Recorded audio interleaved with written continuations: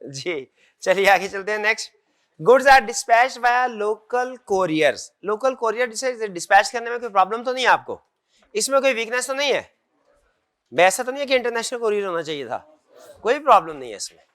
However, they do not always regard customer signature as proof that the customer has received the goods. क्या weakness है? हाँ, क्या सिर्फ इतना लिखेंगे कस्टमर की एक्नॉलेजमेंट ऑब्टेन नहीं की जा रही कि इसको एक्सप्लेन भी करना है? एक्सप्लेन करने का मतलब क्या है? बताना है कि क्या गलत होगा अगर ये प्रैक्टिस कंटिन्यू रहती है। तो क्या गलत होगा? कस्टमर ये कह सकता है मुझे गुड्स रिसीव ही नहीं हुआ, आपके पास कोई एविडेंस नहीं है, ये आपने एक्सप्लेनेशन में लिखना है। नेक्स्ट, अच्छा यहाँ पे भी नॉट को अंडरलाइन कर लें जहन में। देखिए यहाँ पे नॉट आ रहा है ना, वहां पे आपको क्लियर इंडिकेशन मिल रही है कि जहां पे नॉट नॉट इसका मतलब वहां weakness. Over the past 12 months, there have been customer complaints about the delay between sales order and receipt of goods. जो कस्टमर कह रहे हैं भाई, कंप्लेन कर रहे हैं, क्या कहते हैं सेल्स ऑर्डर भेजते हैं हम 1 तारीख को, चीजें हमें मिलती हैं 20 को, भाई इतना डिले क्यों है? डिले क्यों है? कह रहा है over the past 12 months there have been customer complaints about the delay between sales order and receipt. किस में डिले हो रहा है? सेल्स ऑर्डर में और रिसीट ऑफ गुड्स में। यानी कस्टमर ऑर्डर पहले दे रहे हैं, गुड्स रिसीव हो रही है बहुत अरसे के बाद। रिसीट ऑफ, तो ये वीकनेस है ना। Peer has investigated these and found that in each case the sales order had been entered into the sales system correctly but was not forwarded to the dispatch department for fulfilling. ये भी not को जरा अपने जहन में underline कर दीजिए। क्या कह रहा है कि सेल्स ऑर्डर आपने बना तो लिया, उसे डिस्पैच डिपार्टमेंट को फॉरवर्ड नहीं किया। तो क्या हो, ये तो आइडेंटिफिकेशन है कि sales order not forwarded to dispatch department timely basis. अब इससे क्या होगा? इससे वही जो हो रहा है, क्या होगा? डिले होगा in delivery of goods to customers. तो रिकमेंडेशन क्या होगी कि sales order should be dispatched on daily basis to dispatch department. Sales order should be sent to dispatch department on daily basis, ठीक है, ताकि टाइमली बेसिस के ऊपर उसको मिल जाया करे। नेक्स्ट, पेयर्स कितने गए? 3 हो गए, 4 हो गए? 3 weaknesses. Payers retail customers undergo credit checks prior to being accepted. ये तो अच्छी बात है, क्या वीकनेस है कि क्रेडिट चेक हो रहा है and credit limits are set accordingly. Credit limit set हो रही है, ये भी अच्छी बात है। By sales ledger clerk, sales department वाला पर्सन ही क्रेडिट लिमिट सेट कर रहा है, ये बुरी बात है। क्यों? ये तो आइडेंटिफिकेशन हो गई। Credit limits are set by sales department या सेल्स लेजर क्लर्क, ये तो हो गई आइडेंटिफिकेशन। एक्सप्लेनेशन क्या होगी? क्या गलत हो सकता है अगर ऐसे सेल्स टारगेट को मीट करने के लिए पुअर क्रेडिट कस्टमर्स को भी लिमिट सेट की जा सकती है उसकी। These customers place their orders through one of the sales team who decides on sale discount level. अभी क्या? अब सेल डिस्काउंट लेवल भी सेल टीम डिसाइड हो, तो इससे क्या रिस्क हो सकता है कि वो भैया डिस्काउंट पे पहुंच गए हैं कि वो अनऑथोराइज्ड डिस्काउंट ऑफर कर सकते हैं कस्टमर्स को, ठीक है, जिससे कंपनी को फाइनेंशियल लॉस होगा। तो इसका कंट्रोल रिकमेंडेशन क्या होनी चाहिए कि हाँ जी कि डिस्काउंट सिर्फ ऑथोराइज्ड डिस्काउंट होने चाहिए, हाँ, या must be discount must be authorised by independent person. 2 ही हो गए, 3 और 2 5 हो गए। ये क्रेडिट लिमिट वाला अलग हो गया और डिस्काउंट वाला अलग हो गया। फिर कह रहा है as a result of staff changes in the purchase ledger department supplier statement reconciliation are no longer performed. No को फिर अंडरलाइन कर रहे, क्या रिकंसिलिएशन नहीं बनाई जा रही, इसका मतलब क्या हुआ? हाँ जी कि डिले। इफेक्ट क्या होगा इसका? इफेक्ट क्या होगा कि जो एरर्स और ओमिशंस हैं वो टाइमली आइडेंटिफाई नहीं हो सकेंगे। तो कंट्रोल्स क्या बताते हैं आप? कंट्रोल सजेस्ट कर रिकमेंड क्या करते हैं? क्या कर हाँ, supplier statement reconciliation should be prepared on monthly basis, और थोड़ा सा इसको ऐड भी कर दे, ऐड ऑन भी डाल दे, थोड़ा सा इसमें टॉप अप कर दे इसको, थोड़ा ऐड ऑन क्या, and must be reviewed by independent senior person, and must be reviewed by independent, तो कंट्रोल जरा मजीद उसमें स्ट्रेंथ आ जाएगी। ठीक है, बिल्कुल ही नॉट नहीं कर दिया हमने, उसको रिवर्स किया जरूर, अपोजिट किया जरूर, साथ में कुछ थोड़ा सा ऐड ऑन करके कोई मसाला वगैरह भी लगा दिया उसके ऊपर, ताकि एक अच्छा कंट्रोल बन जाए।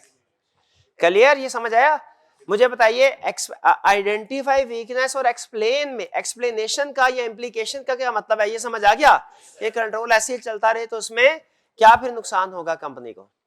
और जब आपने कंट्रोल वीकनेस की सजेशन देनी है तो एज इट इज रिवर्स नहीं कर देना, एज इट इज रिवर्स करने के बाद थोड़ा बहुत उसमें अगर हो सके तो कुछ ऐड कर देना, कुछ ऐड ऑन उसमें कर देना, ऐड मसाला डाल देना, बिल्कुल सही। In short test of control, क्या टेस्ट ऑफ कंट्रोल भी आप लिख सकते हैं कंट्रोल एक्टिविटी अगर आपके सामने आ जाए तो? सप्लायर काउंट रिकंसिलिएशन जो लास्ट वाली वीकनेस है, इसका टेस्ट ऑफ कंट्रोल कैसे बनेगा? कैसे बनेगा टेस्ट ऑफ कंट्रोल? ऑब्जर्व करें भाई, जब किसी कंट्रोल का डॉक्यूमेंट बन रहा हो उसमें ऑब्जर्व करना बेहतर है कि सेलेक्ट सैंपल करके, सेलेक्ट सैंपल, किसका सैंपल, और फिर क्या करना है, सिग्नेचर चेक करने as evidence of preparation and review. ये है टेस्ट ऑफ कंट्रोल। तो कंट्रोल से टेस्ट ऑफ कंट्रोल बना लेंगे, पक्की बात है? मुझे नहीं लगता।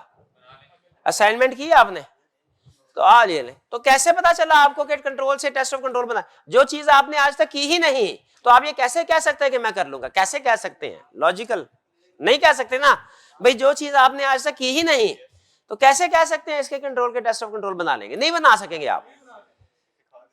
बना सके, कल सिखाए तो थे, निकल एक एक टेस्ट ऑफ कंट्रोल, एक एक कंट्रोल बढ़ाया, एक एक कैटेगरी के बाद फिर कह रहे सिखा दे फीस दोबारा सिखाऊं तेरे को। चलिए आगे चलते हैं, कोई बात नहीं, ये तो वार्म अप था। ये एसीसीए वालों का जो टार्चर है वो हमारा वार्म अप है, हैं? ये वार्म अप था। आ जाए आगे चले, बस कोई बात नहीं हुई, आ जाए आप टार्चर की तरफ, अपने टार्चर की तरफ चलें। आ गया हमारा टार्चर, चलिए जी। आइडेंटिफाई, सबसे पहले रिक्वायरमेंट को समझना है। Identify the control weakness in sales and receivable process. भाई सेल्स सिस्टम तो पढ़ा है, ये रिसीवेबल क्यों लिखा हुआ है उसने? क्योंकि इनडायरेक्टली उसी से रिलेट करता है। Sale receivable process of SPL along with their possible effect। क्या कह रहा है? कंट्रोल वीकनेस भी बताओ और पॉसिबल इफेक्ट भी। पॉसिबल इफेक्ट का मतलब क्या होता है कि एक्सप्लेन करो, इम्प्लीकेशन बताओ। ऐसे ही चलता रहा तो क्या गलत होगा? कुछ गलत होगा, क्योंकि वीकनेस है ना, तो वो क्या गलत होगा वो बताना है। एंड गिव योर रिकमेंडेशन, यानी हमने कंट्रोल वीकनेस भी बतानी है, उसका इफेक्ट भी, या एक्सप्लेनेशन या इम्प्लीकेशन, ये दो तीन लफ्ज इस्तेमाल करता है, इफेक्ट, एक्सप्लेनेशन या इम्प्लीकेशन, ये भी बताना है, और साथ में रिकमेंडेशन भी बताना। वो शुक्र है टेस्ट ऑफ कंट्रोल नहीं पूछ लिया, वैसे पूछ लेता मसला कोई नहीं था हमारे लिए। ठीक है, हाँ बहुत ही आसान उसका हल होता था, हम छोड़ देते क्योंकि हमें आता ही नहीं, सिंपल। हाँ जी चलिए, अच्छा चलिए आगे चलते हैं। वीकनेस और फिर सजेशन, तीन चीजें पूछूंगा, वीकनेस पूछूंगा, उसका इफेक्ट पूछूंगा और सजेशन पूछूंगा। अब यहाँ पे नॉट शॉर्ट नहीं मिलना आपको, यहाँ पे आपको थोड़ा दिमाग अलर्ट रखना पड़ेगा। You are job in charge on the audit of Sambar Private Limited SPL engaged in production and marketing of textile products। बताइए क्या यहाँ पे की कंट्रोल वीकनेस है? भाई अभी इंटरनल कंट्रोल सिस्टम ही तो बनाना शुरू किया, अभी तो कंपनी के बारे में इंफॉर्मेशन बता रहा है। Your team has performed a walkthrough of the sales and receivable process which is summarized as follows। यहाँ पे कोई वीकनेस है? अभी तो सिस्टम बताना शुरू ही नहीं किया, सिस्टम तो अब बताना शुरू करेगा। SPL has employed a sales representative who is responsible for finding new customers and taking orders from all customers। यहां पे कोई क्या वीकनेस है?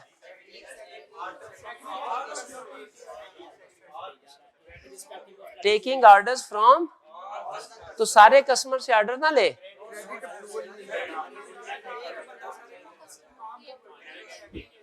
नहीं, अभी वो यहाँ पे ये नहीं वैसे हमें बता रहा कि क्रेडिट लिमिट के बारे में कि चेक कर रहा है या नहीं कर रहा, अभी तो सिर्फ उसकी जिम्मेदारी बताई है।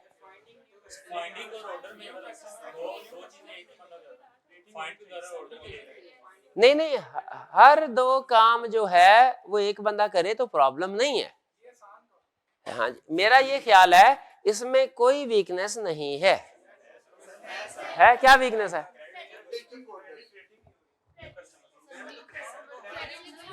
ओके ओके, चलें ठीक है। आपका कहना ये है कि सर इसमें वो जो न्यू ऑर्डर एक्सेप्ट कर रहा है उससे पहले किसी से क्रेडिट लिमिट की अप्रूवल नहीं ले रहा। ओके, बट ठीक है, लेकिन इसको हाईलाइट कर लें, अंडरलाइन कर लें, आगे चल के शायद इस बारे में इंफॉर्मेशन दे दे। अगर इंफॉर्मेशन दे देगा तो हम उसको रिलेट करके फिर देखेंगे। हाँ, छोटी मछली, शाबाश। आगे चल के orders are recorded on a pre-numbered order from duly signed by customer। अच्छा, यहाँ पे प्री नंबर्ड ऑर्डर, ये गुड कंट्रोल है बैड कंट्रोल? तो उसने क्या पूछा था? वीकनेस बैड, इसको छोड़ देंगे। Duly signed by the customer, sign के कस्टमर के लिए जा, साइन जिस चीज पे भी होते हैं वो गुड कंट्रोल होता है।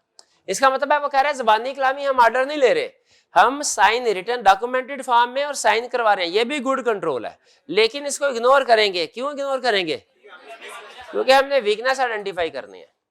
After taking the customer order, sales representative mentions the maximum credit limit and credit time after verbally confirming them with the director operation on the order form। हाँ, ये हो गया रिलेट। अब देखा, उसको एक्सप्लेन कर रहे हैं।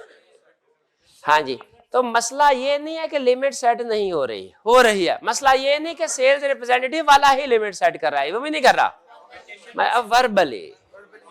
पर ये वीकनेस है। तो इसका इफेक्ट क्या होगा कि बाद में कोई एविडेंस नहीं होगा, गलत अमाउंट लिखी जा सकती है, या बाद में अकाउंटेबिलिटी डिटरमिन करना मुश्किल होगा। वो बैड डेट हो गया, डायरेक्टर कहेगा मैंने थोड़ी बोला था, सेल्स रिप्रेजेंटेटिव कहेगा सर आप नहीं बोला था, डायरेक्टर कहेगा मैंने नहीं बोला था, वो बेचारा रगड़ा जाएगा। कौन भला? Sales representative. छोटे और बड़े का इख्तलाफ होता है, कौन रगड़ा जाता है? कंपनी के अंदर छोटा ही, बिल्कुल। तो इसलिए चाहिए कि वर्बल कंफर्मेशन ना ले, रिटन डॉक्यूमेंटेड फॉर्म। याद रखे, ज़बानी कलामी से रिटन बेहतर है और मैनुअल रिटन से आईटी बेस बेहतर है जी। आफ्टर टेकिंग द ऑर्डर के बाद अप्रूवल ले रहा है। हाँ, ये भी ठीक है, अच्छी बात है कि ऑर्डर साइन होने से पहले अप्रूवल ऑब्टेन करनी चाहिए। बिल्कुल, ये दूसरा भी लिख सकते हैं वीकनेस के वर्बल नहीं। एक तो यह कि वर्बली अप्रूवल ले रहा है और दूसरा लेट ले रहा है। क्या लेट कंट्रोल परफॉर्म हो वो भी वीकनेस है? यस, बिल्कुल वीकनेस है, शाबाश। तो दो वीकनेसेस यहां तक हो गए। नेक्स्ट, अच्छा, अगर ये जो लेट ले रहा है अप्रूवल, इसमें क्या इफेक्ट हो सकता है? कि हो सकता है किसी कस्टमर को आपने क्रेडिट लिमिट अप्रूव ना करनी हो लेकिन उसको ऑर्डर साइन कर चुके हो।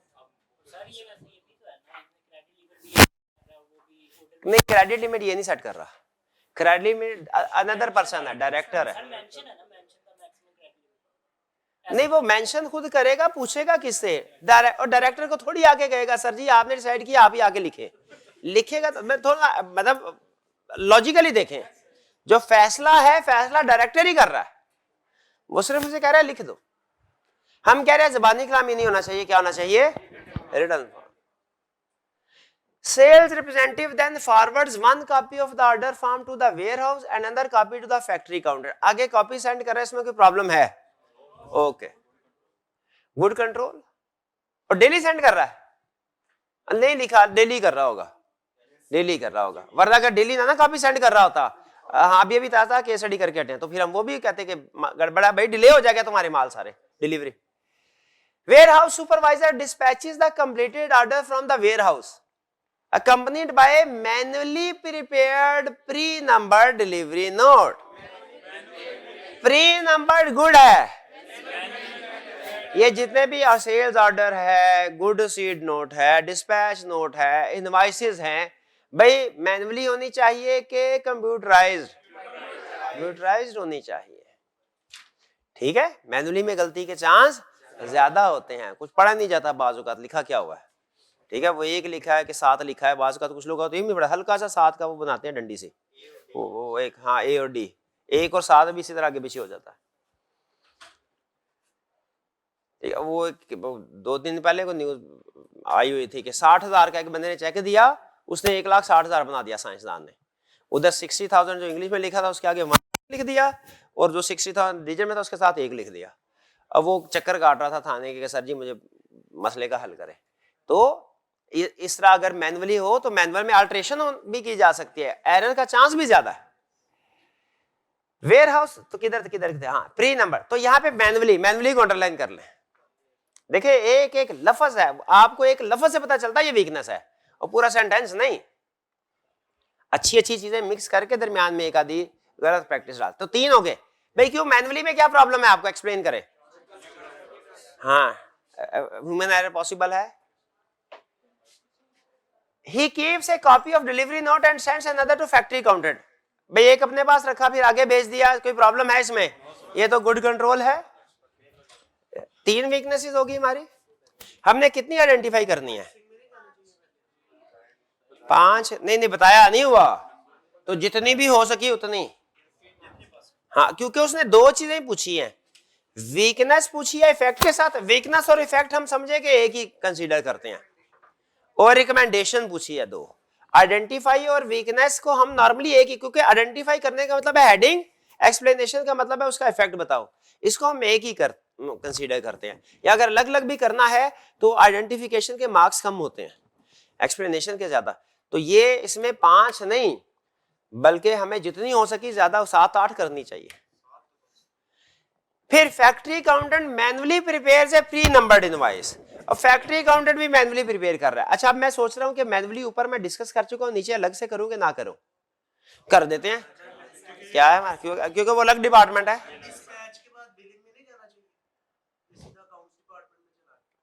डिस्पैच के बाद आगे बिलिंग की बात करेगा ना, बताएगा कोई आगे। फैक्ट्री अकाउंटेंट मैनुअली प्रिपेयर, वैसे जाना डिस्पैच के पास चाहिए, इनवॉइस के पास चाहिए, बात ठीक है, वरना जहन में ये होगा कि इनवॉइस कौन बना रहा है। हाँ मैं भी आगे चल के बताया कि वो फैक्ट्री जो अकाउंटेंट है ना वही इनवॉइस बना रहा है। तो अगर उसने ऐसा बोल दिया तो हम उधर सेग्रीगेशन और ड्यूटीज का मसला राइज कर देंगे कि इनवॉइसिंग वाला अलग हो और अकाउंटिंग वाला अलग हो। Factory accountant manually prepares a pre numbered invoice. Pre numbered good है, मैनुअली बैड है। क्या इसको भी वीकनेस आइडेंटिफाई करना चाहिए?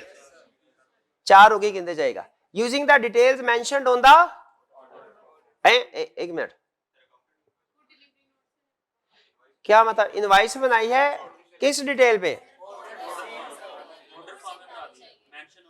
बस ऑर्डर फॉर्म से देखा है, इसे गुड डिस्पैच नोट से भी देखना चाहिए।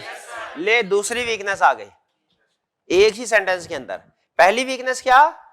Manually prepare. दूसरी वीकनेस क्या है? सिर्फ ऑर्डर से कंपेयर कर रहा है, हालांकि हाँ। अच्छा अगर एसीसी का क्वेश्चन होता पता क्या लिखता कि quantity is not compared with good dispatch, हमें नॉट से पता चल। यहाँ पे देखे खा गया है, ये हम गूंगा बन जाता है। जहां पे वीकनेस आती है ना ये गूंगा बन जाता है, नहीं बताता। ये फिर हमें इसका गला दबा के इसे वीकनेस निकालनी पड़ती है। Factory accountant also ensures that the customer should not exceed the maximum credit limit after the new order. Factory accountant जो है इसको चेक करता है ये कि क्रेडिट लिमिट एक्सीड ना हो।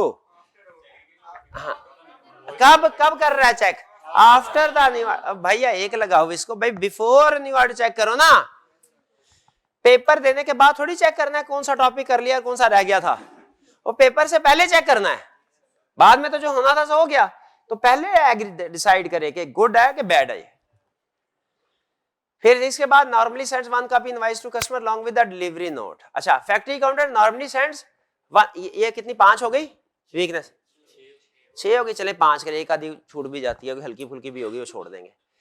Factory accountant normally sends 1 copy of invoice to the customer along with the delivery note and keeps the second copy along with the order form in the record of accounts department। क्या इसमें कोई गड़बड़ है? ये सही है, ये तो गुड कंट्रोल है। तो गुड कि एक कॉपी अपने पास रख रहा है, एक कॉपी आगे भिजवा रहा है, ऐसा ही कर रहा है ना। However, due to delay in receiving the order information, invoice is sometimes sent after the delivery। Invoice पहले सेंड कर दी जाती है, गुड्स बाद में डिलीवर होती हैं। इसका मतलब क्या? अगर इनवॉइस पहले बन जाए गुड्स बाद में डिलीवर हो, एक्सप्लेन होगा क्या? हाँ जी, पहले रिकॉर्ड IFRS 15 की ऐसी तैसी फिर जाएगी। रेवेन्यू पहले रिकॉर्ड हो जाएगा, वो डिस्पैच बाद में होंगी। भैया जी एक minute, okay okay okay okay okay. However, due to delay in receiving the order information, invoice is sometimes sent after the delivery. तो कोई बात नहीं, अब भी IFRS 15 कैसे की तैसी फिरेगी क्या? पहले रिकॉर्डिंग पहले हो गई थी, डिस्पैच बाद में। अब क्या हुआ है? ये हुई बात, हालांकि दोनों सेम होनी, सेम डे में होना चाहिए डिस्पैच, उसी दिन डिस्पैच हो। अगर डिस्पैच पहले इनवाइस बाद में, वो भी मसला है, और इनवाइस पहले डिस्पैच बाद में, वो भी मसला है। ईच फ्राइडे, आज वाले दिन, factory accountant inputs weeks invoices into computerised accounting software. शाबाश। हाँ, डेली क्यों करना चाहिए?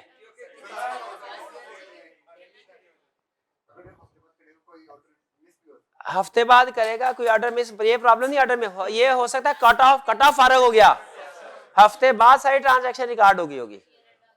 कोई स्टूडेंट ये बता सकता है कि ये क्यों हफ्ते के बाद कर रहा है, सिर्फ जुम्मे को क्यों कर रहा है? 50 रुपए इनाम दूंगा।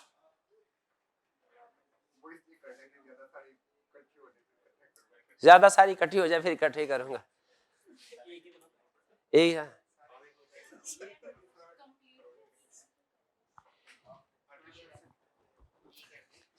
इसको कैफ 8 का कोर्स जब पढ़ा था तब से आदत पड़ी हुई है, रोज की रोज असाइनमेंट नहीं करता ये, तब से आदत पड़ी है। हर हफ्ते इकट्ठी करके, तो हाँ एक ही दफा सारी असाइनमेंट करता था ये वो है, जानता हूं मैं इसको अच्छे तरीके से जानता हूं, ये वही है, ये वही है ये। ठीक है, जैसे आपने पूरे हफ्ते की असाइनमेंट अब करनी है, ऐसा है ना? अच्छा, आप अभी नहीं करनी, साथ की हुई असाइनमेंट। हाँ जी, इस टाइम आप कुछ और लिख के देते हैं, कुछ और मैसेज तो ना आप ये करते हैं ना वो करते हैं। असाइनमेंट लिए मोबाइल लेके दे। एट ईच मंथ एंड, हर मंथ एंड भाई यहां तक बताए प्रॉब्लम है कोई? हफ्ते नहीं, क्यों नहीं है? और हफ्ते बाद रोज के रोज ट्रांजैक्शन होनी चाहिए रिकॉर्ड। अकाउंटिंग में क्या पढ़ते हैं आप? रोज के रोज होनी चाहिए ट्रांजैक्शन।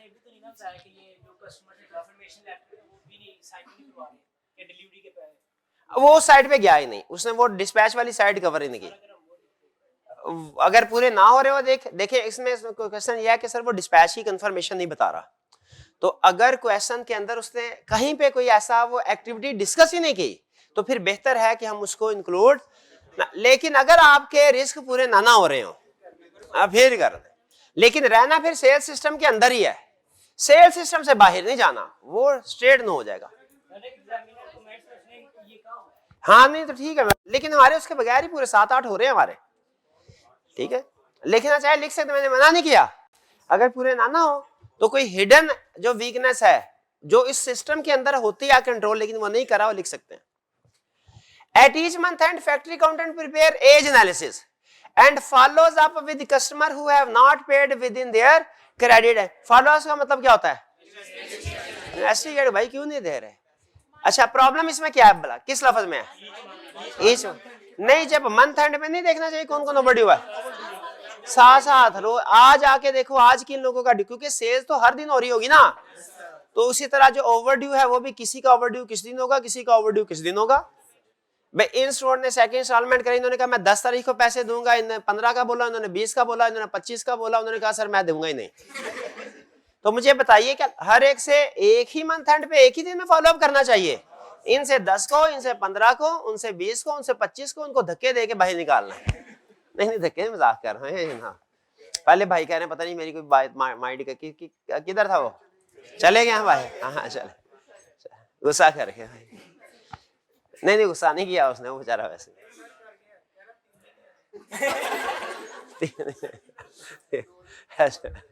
चले चले भाई आगे। भाई अब ये समझ आ गई आपको?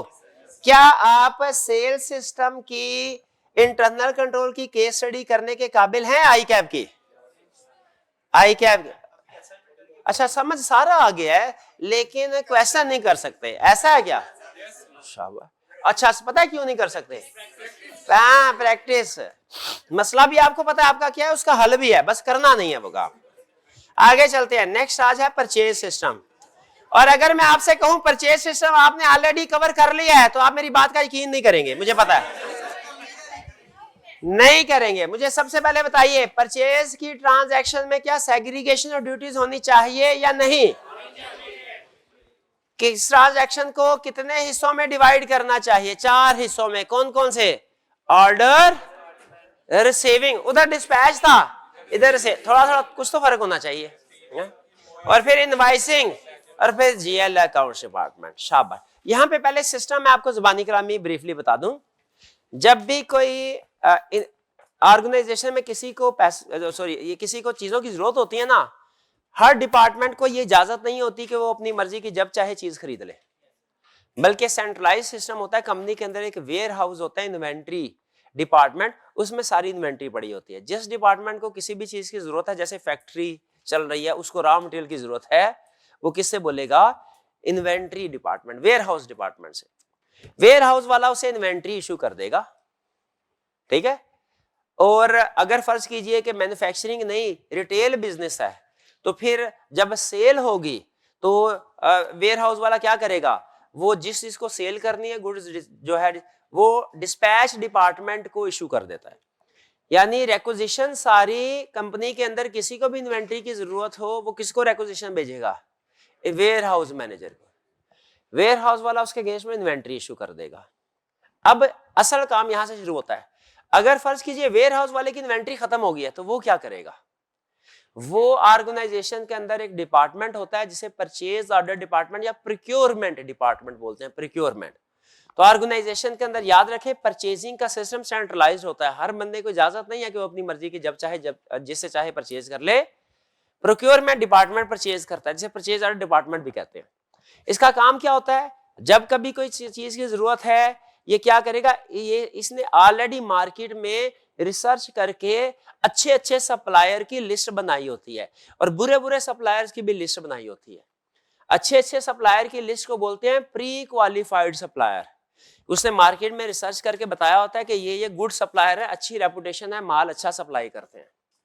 और जो कोई 2 नंबर माल सप्लाई कर दे, उसका नाम फिर प्री क्वालिफाइड लिस्ट से निकाल के ब्लैक लिस्ट में इंक्लूड कर दिया जाता है। ये जो प्री क्वालिफाइड लिस्ट है ना, याद रखें, ये पीरियडिकली अपडेट होनी चाहिए। ये हर 6 महीने साल के बाद अपडेट होते रहनी चाहिए। ये ना हो साला साल गुजर जाए और कभी अपडेट ही ना हो, वरना मार्केट में अच्छी ऑप्शंस भी आ सकती हैं। तो ये प्री क्वालिफाइड लिस्ट में से सप्लायर को सेलेक्ट करता है। रैंडमली नहीं सिलेक्ट कर लेगा। अगर रैंडमली सिलेक्ट करे तो वो कंट्रोल वीकनेस है। अगर सप्लायर लिस्ट को अपडेट नहीं किया जाता, कंट्रोल वीकनेस है। तो इसको जब सामान चाहिए होगा, सप्लायर लिस्ट में से सारे सप्लायर को कोटेशन इशू करेगा कि सर हमें ये सामान इतनी क्वांटिटी में इस दिन चाहिए, बताइए आप क्या कोटेशन देते हैं। सारे सप्लायर कोटेशन देंगे। ये पर्सन उस कोटेशन की बेस पे, जिसकी कोटेशन सबसे मिनिमम होगी, टेक्निकली स्पेसिफिकेशन पूरी हो रही है, और रेट जिसका कम होगा, ये परचेज ऑर्डर डिपार्टमेंट उसको क्या करेगा? परचेज ऑर्डर इशू कर देगा। परचेज ऑर्डर की एक कॉपी अपने पास रख लेगा, एक कॉपी इशू कर देगा सप्लायर को, और एक कॉपी आगे जितने भी डिपार्टमेंट है, जैसे रिसीविंग है, इनवाइसिंग है, अकाउंट्स, उनको भेज देगा। तो मुझे बताइए जरा, प्रोक्योरमेंट डिपार्टमेंट का सबसे अहम काम क्या है? परचेज ऑर्डर एग्री करना। इसका काम शुरू कब होता है? जब वेयर हाउस मैनेजर, जो वेयर हाउस वाला है, इसको रिक्विजिशन भेजता है। और काम एंड कब होता है? जब ये परचेज ऑर्डर इशू कर देता है। परचेज वाला सबसे अहम जो डॉक्यूमेंट परचेज ऑर्डर वाला इशू करता है, वो क्या है? सबसे अहम डॉक्यूमेंट जो ये परचेज ऑर्डर डिपार्टमेंट या प्रोक्योरमेंट डिपार्टमेंट इशू करता है, वो कौन सी है? गुड सीट कहां से आई है? ये जो प्रोक्योरमेंट डिपार्टमेंट है, सबसे अहम डॉक्यूमेंट जो इशू करता है, प्रिपेयर करता है, वो कौन सी है? और परचेज ऑर्डर अभी बनाया ही है इसने, परचेज ऑर्डर ही बनाता है। बिल कहां से बनाएगा ये? और ये ऑर्डर वाला बिल ये बनाएगा, तो इनवॉइसिंग वाला क्या करेगा? वो गुड डिस्पैच करेगा। और डिस्पैच वाला क्या करेगा? वो रिकॉर्डिंग करेगा। हाँ, क्या करते हैं आप भाई? परचेज ऑर्डर वाला इनवाइस बनाएगा, ये सारे ये किराए पे ना पानी फेर दिया। भूख लगी हुई है तो भाई खाना खा, मेरे कंसेप्ट तो ना खाए। चले कोई बात नहीं, हो जाता है। अच्छा इसके बाद आगे चलते हैं। नेक्स्ट डिपार्टमेंट है रिसीविंग। रिसीविंग डिपार्टमेंट की क्या जिम्मेदारी है कि गुड को जितनी गुड्स रिसीव आती हैं, इसको भूख लगी हो तो देखे बगैर ही ये वेयर हाउस वाले को भिजवा देगा गुड। ऐसा होना चाहिए क्या? क्या करना चाहिए? क्वांटिटी और क्वालिटी इंस्पेक्ट करनी चाहिए।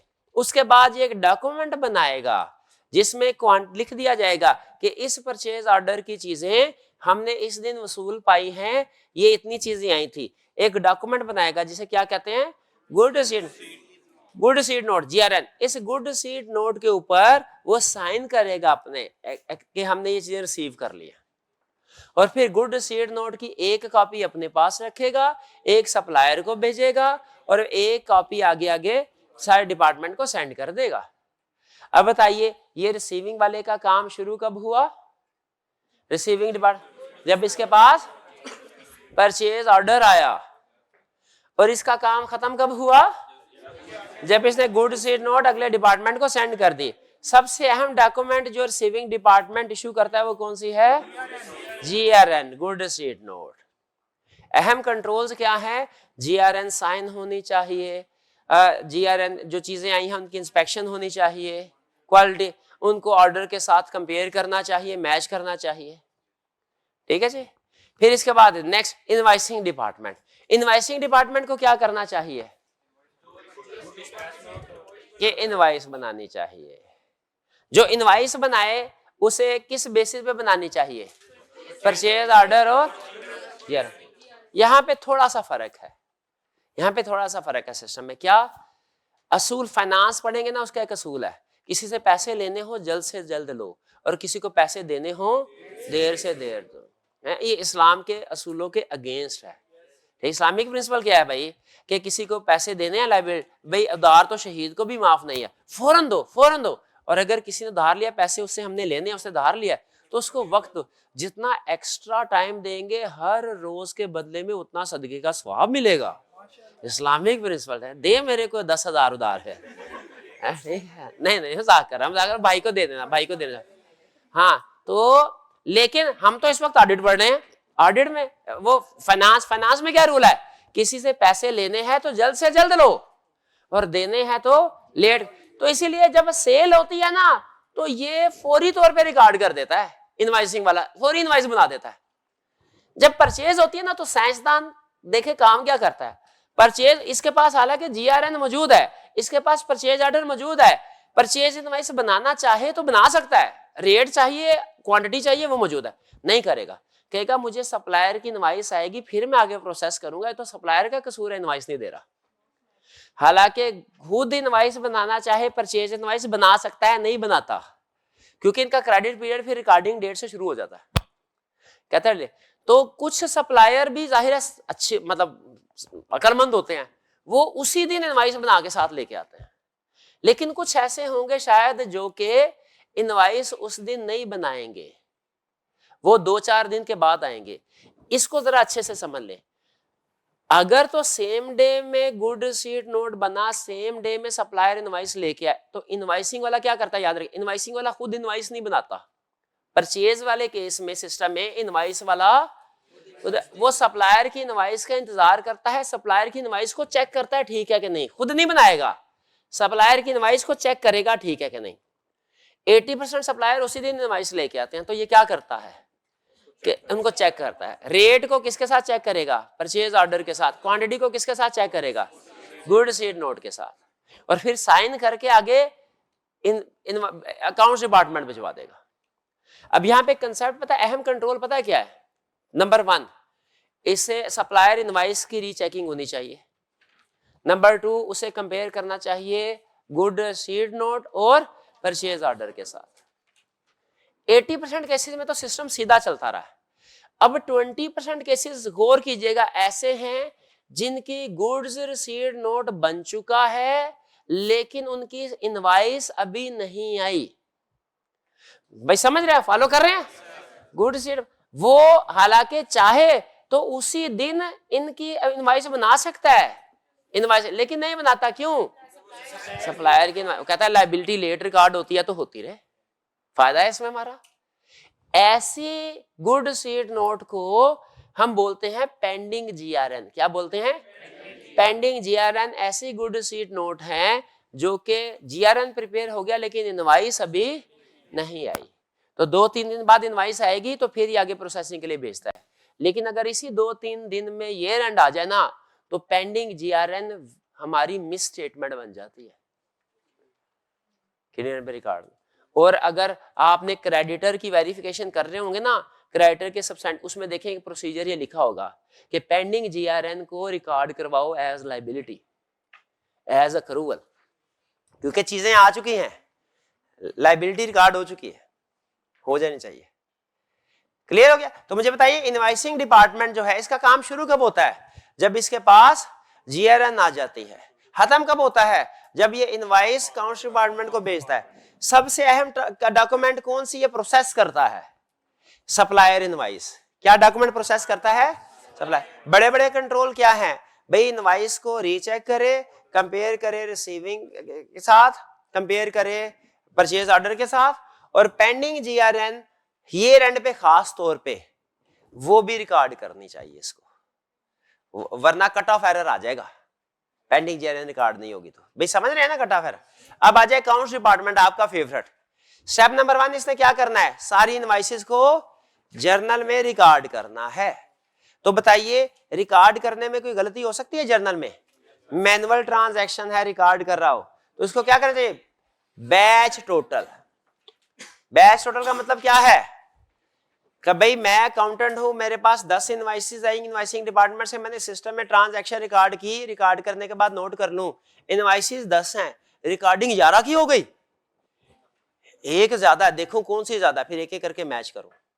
इसको क्या बोल? रिकॉर्डेड अमाउंट को जो मैनुअल हमारे पास ट्रांजैक्शन आई है, जो इनवाइसिंग से आई है वो ट्रांजैक्शन, और जो अकाउंट्स डिपार्टमेंट ने रिकॉर्ड किया वो ट्रांजैक्शन मैच होनी चाहिए। यह है बैच टोटल। अच्छा जर्नल में रिकॉर्ड हो गई, उसके बाद लेजर में भी पोस्ट होनी चाहिए। लेजर में पोस्ट कौन करेगा? यही अकाउंट्स वाला ही करेगा। अच्छा लेजर में पोस्ट करे तो एक गलती हो सकती है क्या कि कंट्रोल अकाउंट में सारा टोटल ठीक गया, लेजर में गलत, या लेजर में सही गया, इंडिविजुअल लेजर में जो टोटल वाला है उसमें गलत गया। इस पे क्या कंट्रोल होना चाहिए? रिकंसिलिएशन। जो सेल सिस्टम में रिकंसिलिएशन बनी थी वो इधर भी होनी चाहिए। लेकिन एक चीज का ध्यान रखना है, खुदा का खौफ कीजिएगा, यहाँ पे कस्टमर अकाउंट रिकंसिलिएशन ना लिख दीजिएगा, सप्लायर अकाउंट रिकंसिलिएशन। सारा प्रोसीजर ठीक होगा, कस्टमर का सप्लायर, सप्लायर का कस्टमर कर दिया, 0 नंबर दे, 0 भी नहीं, 0 भी अंडा नंबर, अंडा नहीं क्या? हाँ अंडा में जो मजा है ना वो अंडे में नहीं है, और जो अंडे वो तो 0 में तो बिल्कुल भी नहीं है। तो कितने नंबर देगा? अगर कस्टमर की जगह सप्लायर लिख दिया, सप्लायर की जगह बाकी सब कुछ ठीक लिखा, तो घर आके आपने क्या कहना है? पेपर बहुत अच्छा हुआ, और चेक करने वाला क्या नंबर देगा? ठीक है, हाँ जी। तो अच्छा ये रिकंसिलिएशन बन गई। अच्छा ऐसा भी तो हो सकता है कि कोई इनवाइस, अजीब सुने, कोई इनवाइस ना कंट्रोल अकाउंट में रिकॉर्ड हो और ना ही इंडिविजुअल लेजर में हो, फिर तो रिकंसिलिएशन से भी ये मसला सामने नहीं आएगा, है ना, क्योंकि दोनों जगह पे मिसिंग है। एक गलती एक जगह पे हो दूसरी पे ना हो तो वो अगर दोनों जगह फिर कोई कंट्रोल ऐसा भी होना चाहिए जो इस तरह की गलती आइडेंटिफाई कर ले। मंथली अकाउंट स्टेटमेंट भेजो, मंथली अकाउंट स्टेटमेंट भेजो। हाँ किसको भेजो मंथली अकाउंट स्टेटमेंट? सप्लायर को। शाबाश, बच गए हो। कस्टमर कहते हैं ना हाँ तो फिर अच्छा नहीं होना था, सप्लायर को भेजो। ये भी कंट्रोल है क्या? बिल्कुल कंट्रोल है, यही हमारा सिस्टम है। जरा देखिए क्या यही कंट्रोल नहीं है? सेग्रीगेशन ड्यूटीज ऑर्डर डिपार्टमेंट होनी चाहिए। ये कल समझा दिया था, किसके दोबारा समझाएं? Purchase order sequentially pre number होने चाहिए, सप्लायर की अप्रूव्ड लिस्ट होनी चाहिए जो 10 साल पुरानी हो, 5 साल हो, अपडेटेड। सप्लायर से कोटेशन लेनी चाहिए, और जो सबसे ज्यादा प्राइस ऑफर करे उसको ऑर्डर दें। कम को ऑर्डर ऑथोराइज होने चाहिए प्रोक्योरमेंट डिपार्टमेंट से कि हर डिपार्टमेंट अपनी मर्जी से ऑर्डर इशू कर दे? शाबाश। रिसीविंग डिपार्टमेंट में क्या कंट्रोल? सेग्रीगेशन ड्यूटी होनी चाहिए। Sequentially good not sequentially pre number होने चाहिए। क्वांटिटी और क्वालिटी इंस्पेक्ट करे रिसीविंग वाला। ये इनवॉइस वाला नहीं है कि दोनों चीजें मैच करेगा, ये रिसीविंग वाला है। इसने सिर्फ क्वांटिटी एंड क्वालिटी इंस्पेक्ट करनी है, ठीक है। इनवॉइस वाले ने क्वांटिटी और रेट वेरीफाई करना। भाई ठीक है, समझ आ रहे हैं control? Invoicing department match supplier invoice, GRN purchase order, GRN three way match. Three way match का मतलब क्या है? Purchase order, a good receipt note और इनवॉइस, इन सब को मैच करो। यह है कंप्लीट ऑर्डर ट्रेल होना चाहिए। क्या होना चाहिए? कंप्लीट सारा मनी ट्रेल जैसे पूरा होना चाहिए ना, स्टार्ट से लेके एंड तक। अगर आपने करप्शन नहीं की तो मनी ट्रेल होना चाहिए आपके पास। लेकिन याद रखें, ऑडिटर हैं हम, मनी ट्रेल अगर नहीं भी है ना, इसका मतलब है हम वेरीफाई नहीं कर सकते। इसका ये मतलब नहीं है कि वो चीज गलत है। जिसका हमें एविडेंस नहीं मिलता हम उसको मिस स्टेटमेंट नहीं बोलते, हम स्कोप लिमिटेशन बोलते हैं। ये फर्क ज़हन में रखिएगा, ठीक है जी। तो मैच करें सप्लायर इनवॉइस को, किसके साथ मैच करें? और गुड रिसीट नोट के साथ मैच कर आया कि नहीं? सप्लायर इनवॉइस दे दी, क्या फौरी तौर पे आगे प्रोसेसिंग के लिए भेज दें कि देखे जो पैसे मांग रहा है सप्लायर चीजें दे चुका है कि नहीं दे चुका? सप्लायर इनवॉइस को किसके साथ मैच करना है? और गुड रिसीट नोट को किसके साथ? Three way match. कितने way match? Three way match करो। ऑब्टेन डिस्काउंट, हाँ इनवॉइस में देखो अगर ऑर्डर में कोई डिस्काउंट किया गया था ना तो वो ऑब्टेन करना है। ऑब्टेन कर, ये ना हो परचेज ऑर्डर में डिस्काउंट की ऑप्शन थी, हमने क्लेम ही नहीं की।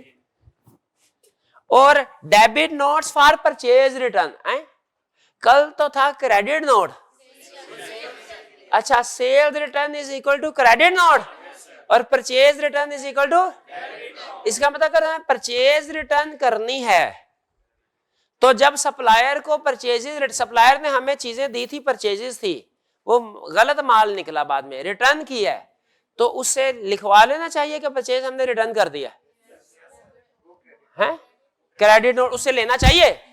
Credit note must be obtain और डेबिट नोट देना। शाबाश, बिल्कुल जाहिर है, ठीक है। डेबिट नोट में हमने उसको कहा था ऑथराइजेशन होनी चाहिए, क्रेडिट नोट में सप्लायर हमें देगा। और याद रखिए चीजें वापस करके नोट लाजमी लिखवा लेना है, वो बाद में मुकर जाएगा वरना मेरी चीजें नहीं मिली। तो डेबिट नोट लेना चाहिए कि नहीं? भाई अगर कोई पूछा मुझे डेबिट नोट क्रेडिट नोट समझ में नहीं आ रहा, कैसे समझाएंगे आप उसको? Sales return is equal to, sales return क्या है? क्रेडिट, और purchase return debit note. Accounts department वाले को क्या करना चाहिए? देखे सारी डॉक्यूमेंट्स पूरी हैं कि नहीं। हालांकि इनवॉइसिंग वाला चेक कर चुका है, कोई नहीं ये भी कर ले चेक, कम से कम एक बंदा तो चेक जरूर करे। इनवॉइस को रिकॉर्ड से पहले चेक करे कि जो परचेज इनवॉइस है उसके साथ गुड रिसीट नोट और परचेज ऑर्डर लगा कि नहीं लगा। Supplier account statement, monthly account statement भेजे। अकाउंट स्टेटमेंट पता है क्या होती है? अकाउंट स्टेटमेंट क्या होती है? अकाउंट्स की स्टेटमेंट। शाबाश शाबाश शाबाश शाबाश, बेहतरीन समझाया, शाबाश। सप्लायर अकाउंट मुझे भी नहीं समझ आई, कोई बात नहीं साहब, आप डेबिट क्रेडिट हो गए। और सप्लायर अकाउंट स्टेटमेंट क्या होती है? मंथ एंड पे जितने भी लोग एक दूसरे से ट्रांजैक्शन करते हैं, मंथ एंड पे एक दूसरे को पूरे महीने की ट्रांजैक्शन रिकॉर्ड भेजते हैं, ताकि अगर किसी एक जगह पे एरर ओमिशन है तो दूसरा उसको चेक कर ले, ये है फॉलो अप कर ले। ये क्या होता है? Account statement. हाँ, इसमें हम थर्ड पार्टी के साथ कॉन्टेक्ट करते हैं अकाउंट। फिर उसके बाद रिकंसिलिएशन भी बताओ। रिकंसिलिएशन का मतलब क्या है? हाँ भाई, अकाउंट स्टेटमेंट और रिकंसिलिएशन में फर्क है। अकाउंट स्टेटमेंट में हम अपनी कंपनी का रिकॉर्ड कस्टमर या सप्लायर के रिकॉर्ड के साथ मैच करते हैं कि हमारी परचेज और उसकी सेल इक्वल होनी चाहिए इस महीने की, हमारी सेल उसकी परचेज। ये क्या है, अकाउंट स्टेटमेंट, अपना रिकॉर्ड दूसरी कंपनी का रिकॉर्ड। लेकिन रिकंसिलिएशन में हम अपनी ही कंपनी का एक रिकॉर्ड दूसरे रिकॉर्ड से मैच कर रहे हैं, ये रिकंसिलिएशन है। किसको किसके साथ मैच कर रहे हैं, क्रेडिटर कंट्रोल अकाउंट को परचेज लेजर के साथ। कंट्रोल अकाउंट क्या होता है, टोटल का अकाउंट, और परचेज लेजर क्या है,